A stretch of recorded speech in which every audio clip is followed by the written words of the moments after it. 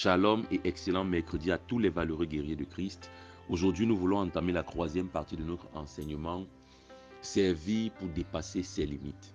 Et pour cela, nous allons encore ouvrir Exode chapitre 23, le verset 25 qui dit ceci. Vous servirez l'Éternel votre Dieu et il bénira votre pain et vos eaux. J'éloignerai la maladie du milieu de toi. Dans le livre de l'Ecclésiaste, il va dire que c'est une bénédiction que de jouir du travail de ses mains. Il est donc important pour nous de savoir qu'il existe plusieurs types de limitations et cela peut toucher plusieurs domaines de nos vies. Et lorsque nous constatons que nous sommes limités, lorsque nous constatons qu'on n'arrive pas à dépasser une certaine limite, lorsqu'on se rend compte qu'on bosse dur et on n'a pas les résultats escomptés, il est important de se poser la question suivante. Même si tu es déjà enfant de Dieu, tu dois te poser cette question. Est-ce que je suis un bon serviteur de Dieu?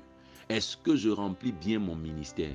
Est-ce que je suis là où Dieu veut que je sois? Est-ce que je suis en train de le servir là où Dieu veut que je le serve?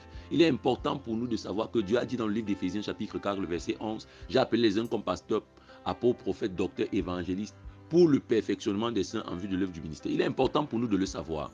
Est-ce que tu es en train de servir à ton poste? Est-ce que tu es en train de bien servir à ton poste? Si tu ne le fais pas, ne t'attends pas à ce que Dieu te bénisse comme il doit te bénir. Souvenez-vous, il dit, je rendrai à chacun selon ses œuvres. Donc, il y a une dimension de la bénédiction de Dieu qui est liée à la qualité du prix payé par le service que tu lui rends. Alors, bien-aimé dans le Seigneur, au lieu de continuer à faire des choses de manière hasardeuse, l'homme sage, c'est celui qui s'arrête et qui dit à Dieu, apprends-moi à te servir. Les disciples savaient et connaissaient l'impact de la prière. Et ils se sont rendus compte qu'eux-mêmes ne savaient pas prier. Qu'est-ce qu'ils ont fait en tant qu'hommes sages? Ils se sont rapprochés du Christ et ils ont dit, apprends-nous à prier. C'est donc ainsi que tout enfant de Dieu qui veut rendre un service excellent à Dieu doit se rapprocher de ce Dieu pour dire, apprends-moi à te servir. Nous voulons donc prier. Seigneur Dieu Tout-Puissant, nous sommes au devant de toi. Nous sommes au devant de toi pour te supplier de nous apprendre à te servir. Saint-Esprit de Dieu, viens nous dépouiller de tout ce qui nous empêche d'être de véritables serviteurs.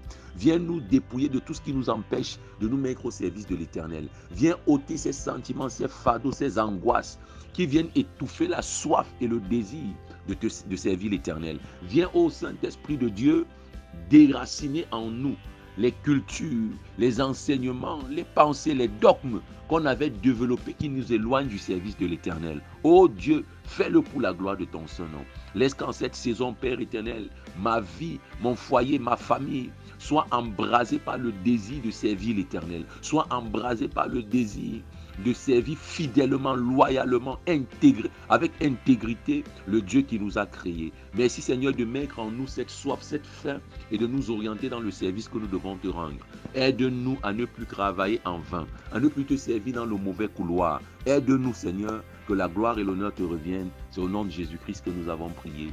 Amen.